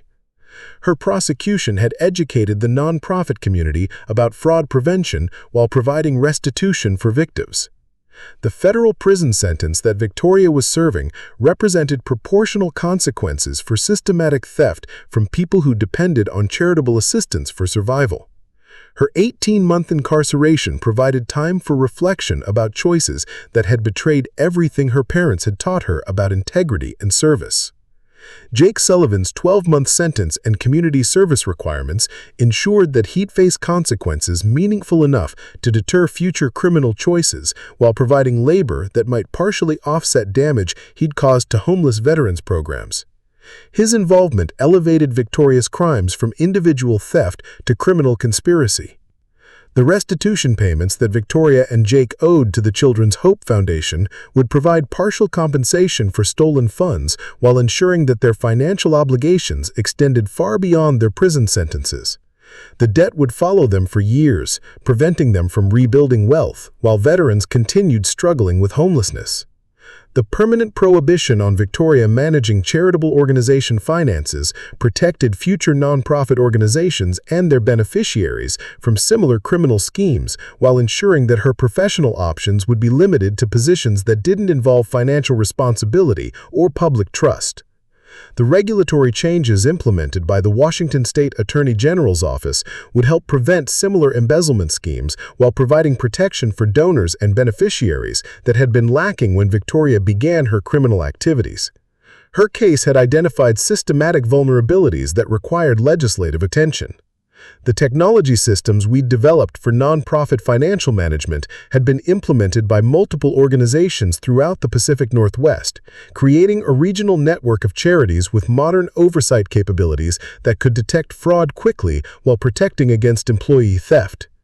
The business consulting opportunities that had emerged from our nonprofit technology work had created income streams that combined profit with social service, providing financial success while supporting organizations that served vulnerable populations and demonstrated community values.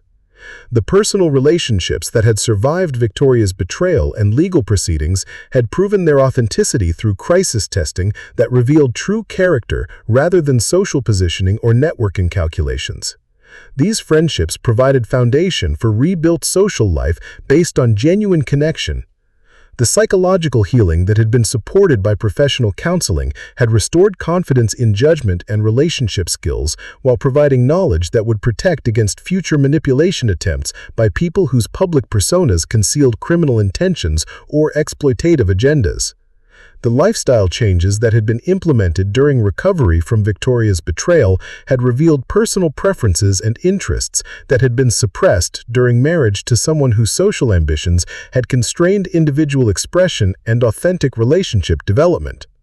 The photography, hiking, reading, and cooking activities that now filled weekends had provided creative outlets and spiritual restoration that supported continued healing while building identity independent of relationships or professional achievements that could be threatened by other people's criminal choices. The community service work with veteran assistance organizations provided purpose that extended beyond business success or personal vindication, creating meaning through helping people who'd faced challenges more severe than spousal betrayal while maintaining dignity and hope. Victoria's envelope had contained divorce papers designed to destroy my life through legal and financial attack supported by false claims and fraudulent asset calculations. My envelope had contained evidence that transformed her attack into criminal prosecution while protecting homeless veterans and improving charitable organization accountability. The exchange had lasted perhaps 30 seconds in my office reception area, but its consequences had shaped the following year through criminal trials, nonprofit consulting, personal healing, and community service that had enriched my life while punishing Victoria's crimes against vulnerable people. Sometimes justice requires nothing more than patient documentation of truth, while criminals create evidence that will convict them.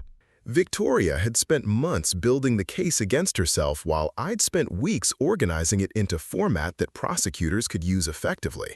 The war that Victoria had started with such confidence had been lost before the first battle because she'd underestimated both my intelligence and my resources, while overestimating her own criminal sophistication and manipulation skills. The envelope exchange that had destroyed her divorce case had been just the opening move in complete victory that protected veterans, strengthened community, and demonstrated that elaborate criminal conspiracies could be defeated through preparation, patience, and commitment to protecting innocent people from exploitation. 2 years had passed since Victoria's arrest, and the anniversary arrived without fanfare or reflection from me. I'd marked the date in my calendar months earlier, curious whether the passage of time would bring any emotional significance to what had been the most pivotal day of my adult life. Instead, I found myself working on code for a new client project, completely absorbed in solving technical problems that required creative thinking rather than defensive strategy.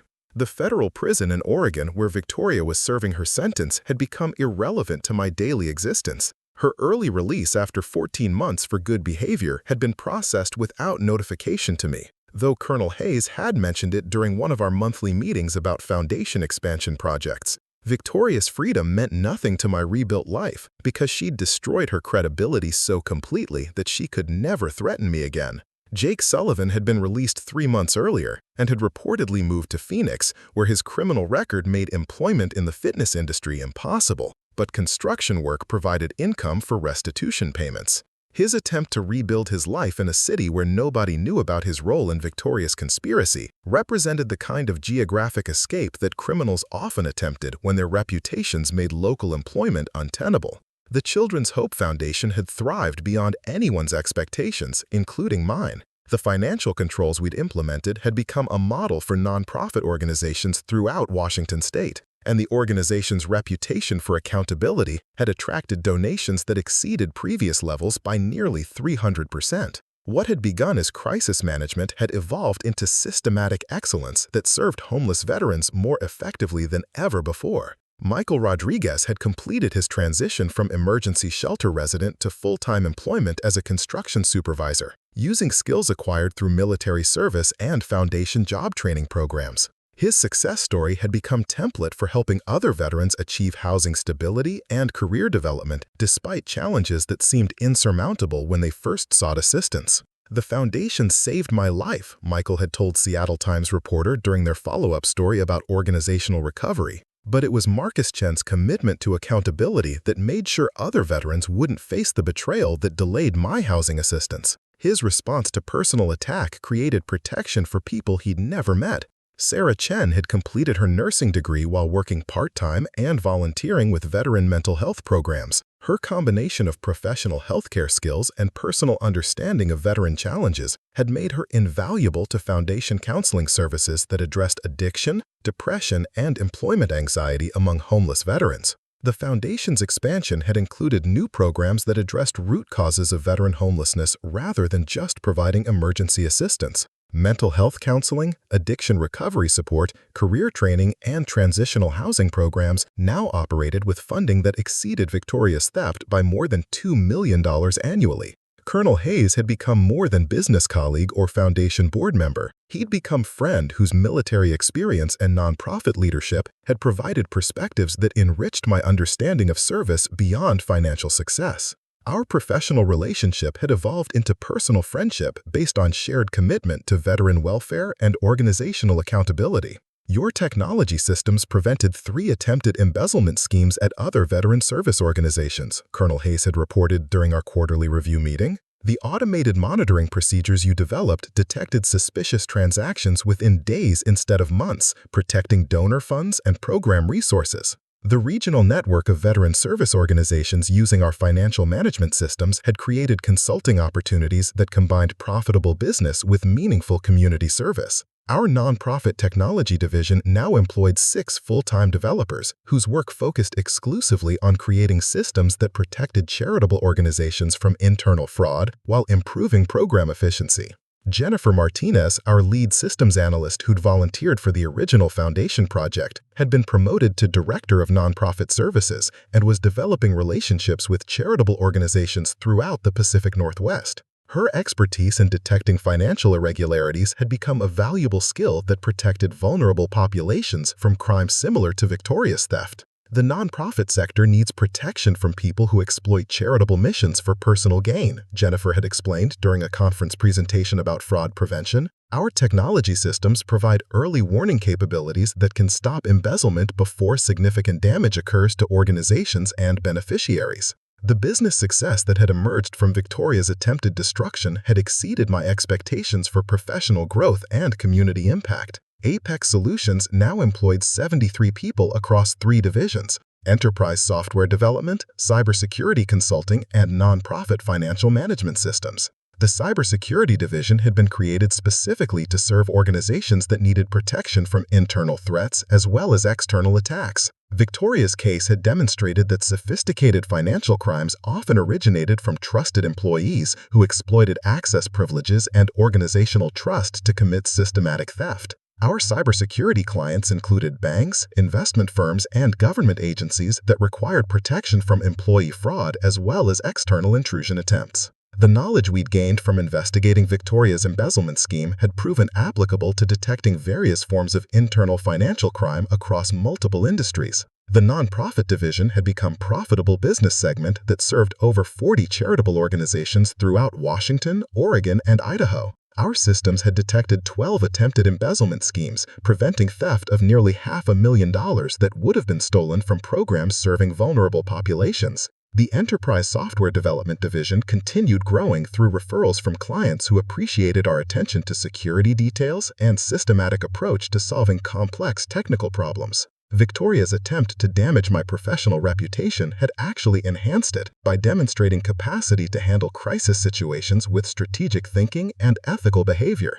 The house that Victoria had planned to claim through divorce proceedings had been completely renovated to reflect personal preferences rather than compromise with someone whose taste had been based on social positioning rather than authentic preference. Every room had been transformed to eliminate reminders of a relationship built on deception while creating space that supported individual creativity and genuine relationships. The photography studio I'd built in the basement had become a creative outlet that provided spiritual restoration after decades of suppressing artistic interests for practical business concerns. The landscape photographs I'd been taking during weekend trips throughout the Pacific Northwest had been exhibited at local galleries, providing recognition for work that felt more personally meaningful than business achievements. The kitchen renovation had transformed cooking from domestic obligation into creative expression that served both daily nutrition needs and entertainment for friends who appreciated honest conversation rather than social networking or status positioning. The dinner parties I now hosted felt more authentic than entertaining we'd done during marriage because they were based on genuine relationships rather than strategic social calculations. The home office that had replaced our formal dining room had become workspace where I could develop software projects without being reminded of Victoria's deception or the years I'd spent building wealth she'd planned to steal. The room's design reflected functionality rather than appearance, supporting productive work rather than impressive display. The master bedroom suite had been completely redesigned with furniture, colors, and layout that suited individual sleep preferences rather than accommodating someone who'd been sharing intimate space while planning my financial destruction. The home office that had replaced our formal dining room had become workspace where I could develop software projects without being reminded of Victoria's deception or the years I'd spent building wealth she'd planned to steal. The room's design reflected functionality rather than appearance, supporting productive work rather than impressive display. The master bedroom suite had been completely redesigned with furniture, colors, and layout that suited individual sleep preferences rather than accommodating someone who'd been sharing intimate space while planning my financial destruction. The room felt peaceful rather than conflicted, supporting rest rather than vigilance against betrayal. The garden that Victoria had maintained for social impression rather than personal enjoyment had been replanted with vegetables and herbs that provided food rather than decorative display. The work was therapeutic, connecting me to natural cycles and productive labor that contrasted sharply with defensive activities that had consumed months following her arrest. My social life had stabilized around relationships that were based on genuine compatibility rather than social positioning or professional networking requirements. The friends who'd supported me during Victoria's legal proceedings had proven their authenticity through crisis testing, while acquaintances who'd been more connected to Victoria's public persona had faded naturally from regular contact. Dating had resumed cautiously after 18 months of individual healing and professional counseling that had restored confidence in relationship judgment while providing tools for recognizing manipulation attempts. The women I'd met through photography clubs, hiking groups, and volunteer activities had been evaluated with appropriate caution, but without paranoia that would have prevented authentic connection. Rebecca Thompson, an environmental lawyer who shared interests in outdoor photography and veteran assistance programs, had become a romantic relationship that felt healthy and sustainable rather than overwhelming or controlling. Her professional experience with legal ethics and nonprofit accountability had provided common ground for discussions about Victoria's case without requiring extensive explanation of background circumstances. Your response to Victoria's betrayal showed character that most people never have opportunity to demonstrate, Rebecca had told me during one of our weekend hiking trips. The way you protected veterans while defending yourself showed commitment to principles that goes beyond self-interest. Rebecca's understanding of legal complexities and charitable organization management had made her valuable advisor for foundation consulting work while providing personal relationship based on intellectual compatibility rather than social positioning or financial calculation. Her own career success eliminated any possibility of gold-digging motivation, while her commitment to public service aligned with values that had emerged from Victoria's betrayal. The relationship developed slowly and carefully, with both of us maintaining independence while building trust through consistent behavior rather than dramatic gestures or manipulative tactics. Rebecca's straightforward communication style contrasted sharply with Victoria's performance-based interaction patterns, providing relief from constant interpretation requirements. Our conversations covered professional challenges, creative interests, community service opportunities, and personal growth experiences without hidden agendas or strategic positioning that had characterized Victoria's communication throughout our marriage. The honesty was refreshing after decades of decoding manipulative messages and managing someone else's public image requirements. The physical intimacy was genuine rather than calculated, expressing authentic affection rather than maintaining relationship control or extracting financial benefits. Rebecca's emotional availability contrasted sharply with Victoria's systematic deception, providing experience of trust that I'd forgotten was possible in romantic relationships. The financial independence that Rebecca maintained through her legal practice eliminated any power imbalance or dependency issues that might have complicated our relationship development. She neither needed nor wanted access to my wealth, preferring to contribute equally to shared expenses and activities. Her legal ethics training had made her particularly sensitive to conflict of interest issues and professional boundary requirements that protected both our careers and our personal relationship from confusion or exploitation. The clear separation between professional and personal interactions provided security that had been lacking during marriage to someone whose charity work had been cover for criminal activity. The Foundation's annual fundraising gala had become highlight of Seattle's charitable event calendar, attracting donors and volunteers who appreciated organizational accountability and measurable impact rather than social networking opportunities. The event raised over $800,000 annually for veteran assistance programs while celebrating success stories that demonstrated effective resource utilization. This year's gala featured presentations from veterans who'd achieved housing stability, employment success, and addiction recovery through foundation programs. Their stories provided emotional context for donation requests while demonstrating organizational effectiveness that justified continued community support. Michael Rodriguez had been selected as keynote speaker, sharing his journey from emergency shelter resident to construction supervisor while acknowledging the role that foundation assistance had played in his recovery. His presentation was a powerful reminder that charitable donations created measurable impact in individual lives rather than abstract social benefits. 2 years ago, I was sleeping in doorways and wondering whether I'd ever rebuild my life after military service and addiction destroyed everything I'd worked for, Michael told the audience of 300 donors and volunteers. The Children's Hope Foundation didn't just provide housing assistance, they provided hope that recovery was possible and support that made success achievable. Sarah Chen had presented information about Foundation mental health programs, explaining how counseling services addressed psychological challenges that often prevented homeless veterans from maintaining stable housing and employment. Her combination of personal experience and professional healthcare training had provided credible expertise for program development and implementation. Mental health support is essential for veterans who've experienced combat trauma, addiction challenges, and homelessness stress, Sarah had explained to the audience.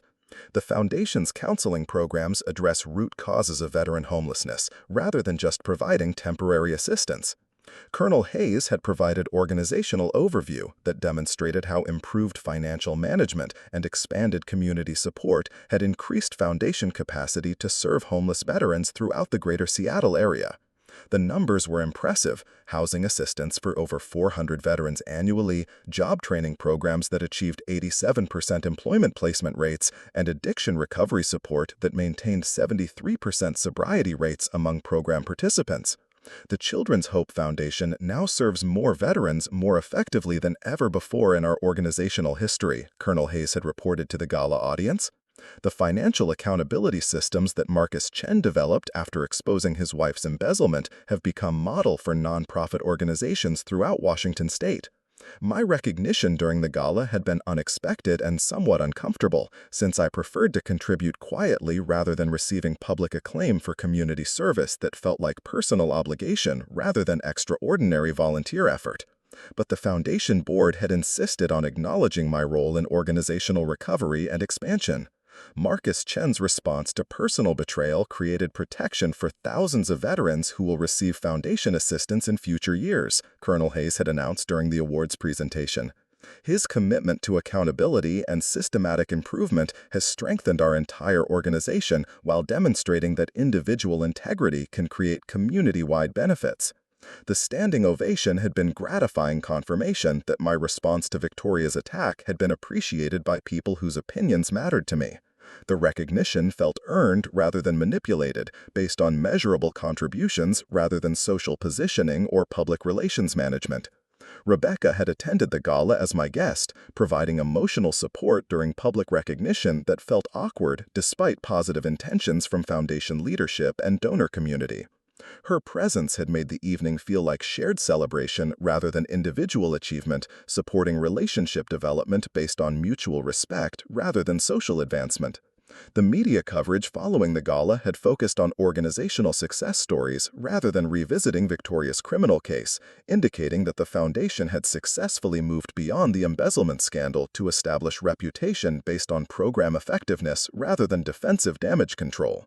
Local television and newspaper coverage had emphasized veteran success stories and Foundation impact statistics rather than the criminal prosecution that had prompted organizational improvements. The shift in public perception from crisis management to program excellence had been gradual but complete. Victoria's release from federal prison had generated no media attention, indicating that her case had become historical footnote rather than ongoing news story. Her attempt to destroy my reputation had been so completely reversed that her freedom was irrelevant to my continued success and community standing. Rebecca had attended the gala as my guest, providing emotional support during public recognition that felt awkward despite positive intentions from foundation leadership and donor community.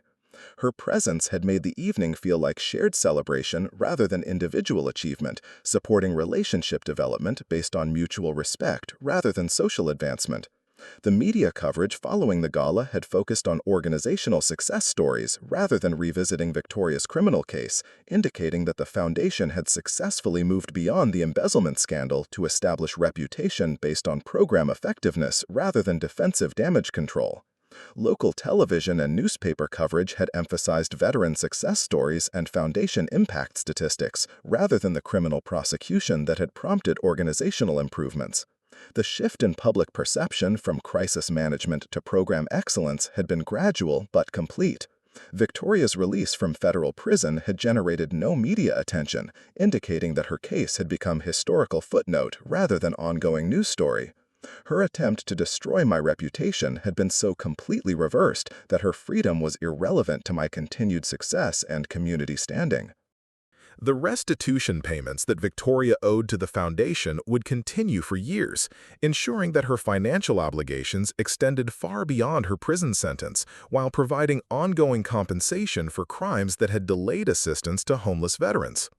The debt would follow her regardless of employment choices or geographic relocation attempts. Jake Sullivan's restitution obligations were structured similarly, requiring monthly payments that would consume significant portion of any income he managed to earn through legitimate employment. His role as co-conspirator in Victoria's crimes had created financial responsibility that would persist for decades regardless of personal circumstances. The permanent prohibition on Victoria managing charitable organization finances protected future nonprofit organizations and their beneficiaries from similar criminal schemes, while ensuring that her professional options remained limited to positions that didn't involve financial responsibility or public trust.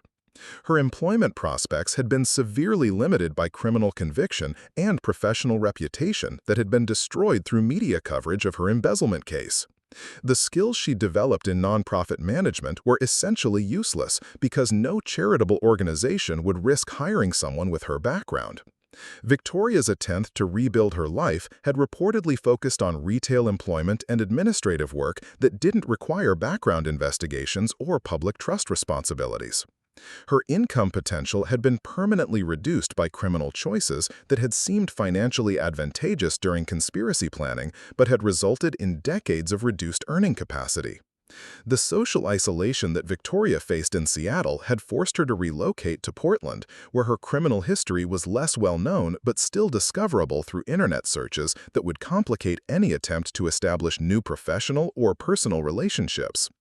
Her sister Linda had mentioned during one of our brief encounters that Victoria was struggling with depression and financial stress that resulted directly from criminal choices she'd made while planning my destruction.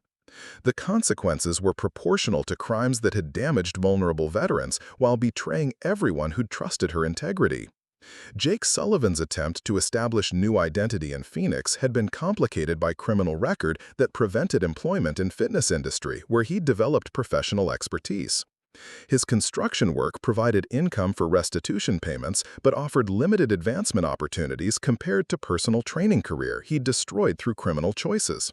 The conspiracy that Victoria and Jake had planned with such confidence had resulted in complete destruction of both their professional reputations and financial futures, while providing no benefits that had justified the risks they'd accepted. Their calculation had been fundamentally flawed because they'd underestimated both the likelihood of discovery and the severity of consequences.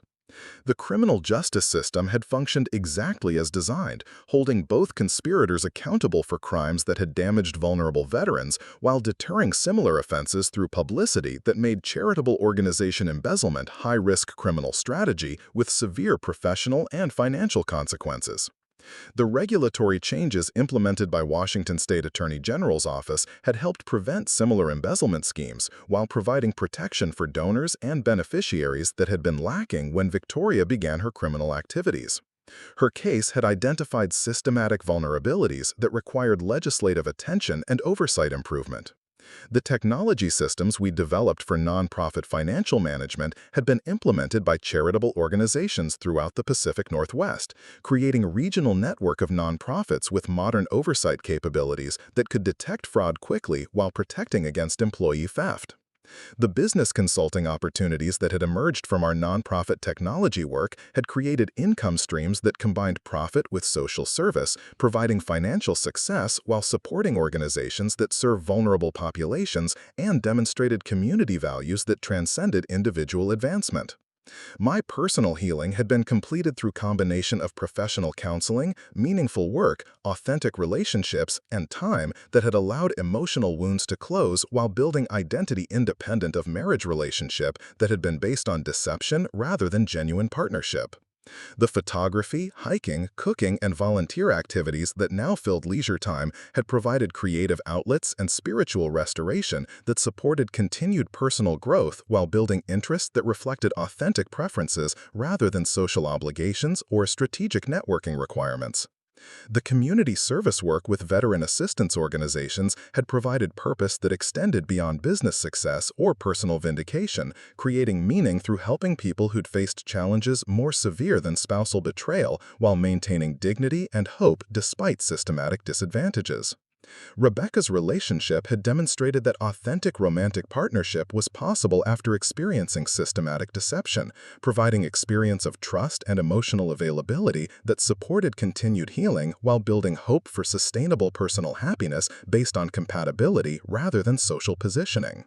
The house renovations had created living space that supported individual creativity and authentic relationships, while eliminating reminders of marriage that had been built on lies and maintained through performance rather than honest communication and shared values. The business expansion that had resulted from Victoria's attempted destruction had provided financial security and professional satisfaction while creating employment opportunities for people who shared commitment to excellence and integrity rather than maximizing profit through questionable practices or client exploitation. Looking back on the envelope exchange that had destroyed Victoria's divorce ambush, I could see it as a moment when defensive preparation had been transformed into offensive capability that had protected community while punishing criminal behavior that had exploited vulnerable populations for personal gain. The investigation and documentation skills that had built my software company had proven equally effective for uncovering financial crimes and protecting assets from fraudulent legal claims, while providing evidence that had supported successful criminal prosecution and community protection. The envelope I'd handed Rachel Martinez had contained more than evidence of Victoria's crimes. It had contained proof that systematic preparation and professional expertise could defeat elaborate criminal conspiracies when applied with strategic thinking and commitment to protecting innocent people from exploitation. Victoria had spent months creating evidence that had convicted her, while I'd spent weeks organizing it into format that prosecutors could use effectively to hold criminals accountable while protecting future victims from similar schemes.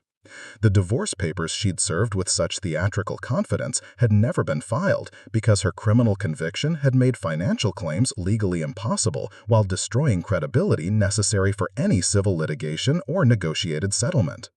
The business that Victoria had calculated as worth millions during conspiracy planning had grown substantially following her arrest, benefiting from community support and enhanced reputation for integrity under pressure that attracted clients who valued character as much as technical expertise.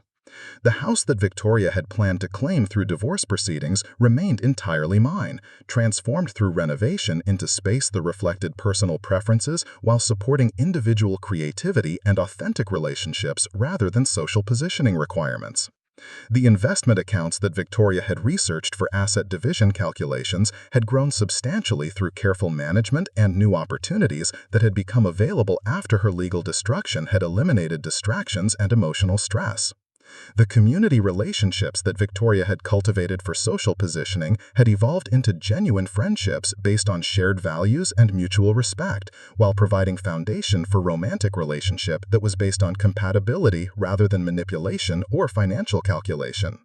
The envelope exchange had lasted perhaps 30 seconds in my office reception area, but its consequences had shaped 2 years of criminal prosecution, business expansion, personal healing, and community service that had enriched my life while demonstrating that elaborate criminal conspiracies could be defeated through preparation, patience, and commitment to justice. Sometimes the most effective response to attack is simply allowing enemies to destroy themselves while documenting their criminal choices for appropriate legal authorities. Victoria had spent months building the case against herself, while I'd spent weeks organizing evidence that had supported successful prosecution and community protection.